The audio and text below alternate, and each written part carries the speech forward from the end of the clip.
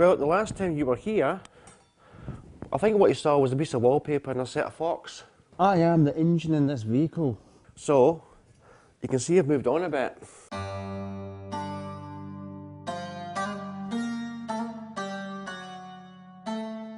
Well, the design came about because I thought to myself, right, okay, this is not about human rules anymore, this is about the laws of physics, the only constraining factor. Apart, obviously the rules are, got a flat road, no assistance, no downhill run, no wind assistance. So basically a human being has to use its energy in real time to fly across a road through the atmosphere. So I thought, okay, what limitations of possibility? What's that total, what's the edge of the cage of possibility? So thinking about the laws of physics, the number one thing is aerodynamic resistance. That's the overwhelmingly 90+% of the energy used to do this is aerodynamic resistance. Has thought, okay, so how do I minimise aerodynamic resistance? So thought, okay, what's the given, the unchangeable, immutable, the immutable minimum that you have to endure as a resistance? And that's a human body. The only part of this that's not changeable or adaptable or you can't innovate is a human body. There's a choice. You can either go head first or head behind. Now, if you actually analyse it in terms of the width of the shoulders, even just squish them down, the width of the shoulders is the widest part of the body. So if you take it scientifically, that the most aerodynamic shape for anything is a teardrop shape. That's a known. So you want to start from wide, not so wide, which is the hips. That's a limiting factor. You can't, unless you're going to get surgery, you can't limit your size of your hips. They are what they are. But it's narrower, slightly narrower in your shoulders. If you take your feet together, if they're moving but just missing each other, then they're considerably narrower than your hips.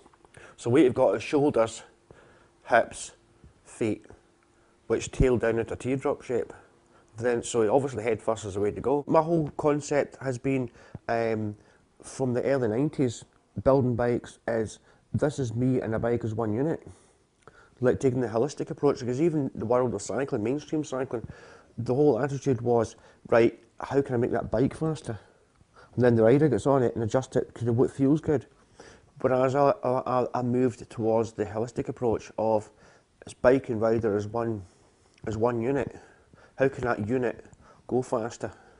This is more intimate in terms of you've got your hip support, you've got your shoulder support. There's so much more contact with this machine than what there is with a regular bike, and it's so much more crucial.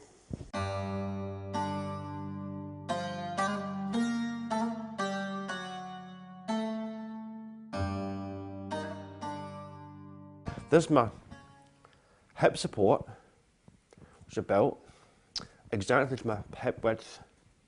That point there is basically supporting my hip bones on there. So it's actually surprisingly comfortable because of the amount of surface I've got. The good thing is, I've actually got the blueprint right here. Like I've got the advantage that other engineers don't have, because normally what happens in these situations is the engineer goes and builds the best bike and goes, right, who can we get as an engine? So they're forced generally, not always, but generally, the engineers that build these bikes are forced to have a bike that is generally going to fit most riders of a certain size. Whereas I've got the advantage to go, right, I measure that against my hips. Well, hold on, that needs to be a centimetre narrower, and I change it in real time for me. Either you compromise that it fits kind of anybody, or you go, you know what, this bike's made for me and just me ergonomically to fit my shoulders, my hips, everything. Because as soon as you make something universal, then you're giving away percentages of perfection. Making something just a perfect fit is perfection for my body. I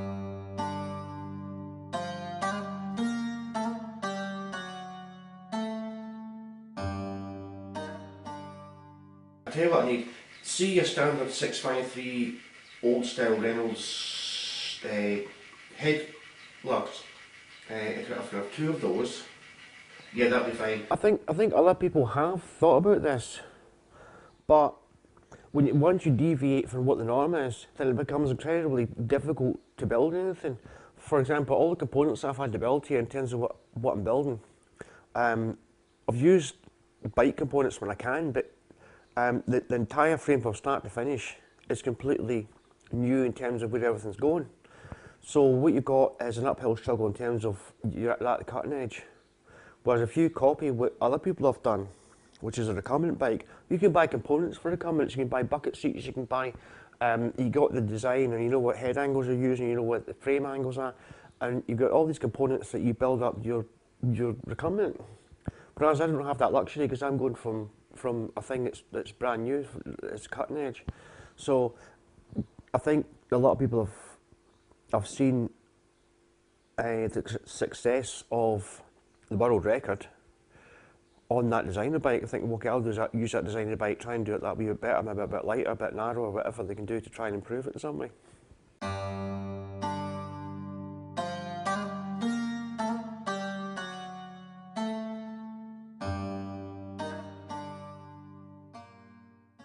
I also built this. That's your Reynolds fork blade, curved. And ta-da! Piece of saucepan. Yeah, there was a saucepan. That was when I got down to the curvature of my shoulders, built exactly where that's to go with that and the curvature of it. At that point, I knew I had to either use carbon or glass fibre or aluminium or some surface that's going to provide a flat, smooth surface onto my arms. And I thought, well, actually, the perfect thing would be a piece of stainless steel, which would be relatively light and accessible, and it probably actually end up lighter because if you use aluminium, you've got to have to bolt that onto the steel. You can't weld aluminium to steel. Now, if you use glass fibre, then you've got to use an awful lot of it so that it's not actually going to give way at some point. And you've got to join it to the steel. So the actual joining process and the strengthening process probably ends up a heavier and a longer time, more time-consuming thing. And I thought, you know what, there's an old saucepan under my kitchen. I thought, old saucepan, cut the side out of it, and it's already got a curve on it.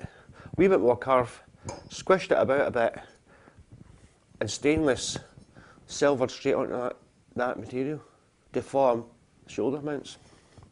And you know what, the whole job, once I thought, hold on, sacrifice a saucepan, the whole job from that point, shaping and silver soldering, took about 2 hours. There was no going anywhere out to search for glass fibre or getting an engineer, can you make that component for me? It was like saucepan to shoulder support in 2 hours without leaving my kitchen. Well, I need to finish this component and have it in situ as a perfect piece of engineering. Well, a good enough piece of engineering. There's never perfect engineering. But what I do need to do is manufacture the power output unit. I need to measure. This has to be finished so I can measure the furthest point of my power output. I think the point I'm actually going to enjoy actually having it finished. I mean, it's great as a work of art, and it's nice to mess about your kitchen with stuff. But there's quite a volume of it. And ultimately, it's a cycle, so I want to go, there, fitted the last cable, right, kit on, I'm going to go and ride this.